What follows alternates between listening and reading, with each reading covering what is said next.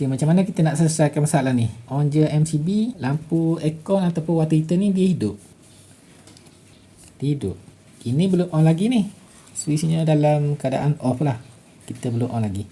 Kalau kita on switch ni, dia hidup. Kalau kita off switch ni, dia hidup. Dia tak mati. Sepatutnya bila kita off ni, dia matilah. Okay, jadi apa masalah dia sebenarnya ni? Sebenarnya kita ni dah salah sambung. Wayar ni kita dah salah sambung. Yang dekat atas ni dia tulis line, dekat bawah ni dia tulis load. Line ni sebenarnya daripada DB. Yang load ni pula pergi ke aircon ke water heater. Jadi kita dah terbalik wayar api daripada DB ni. Kita dah pasang dekat load.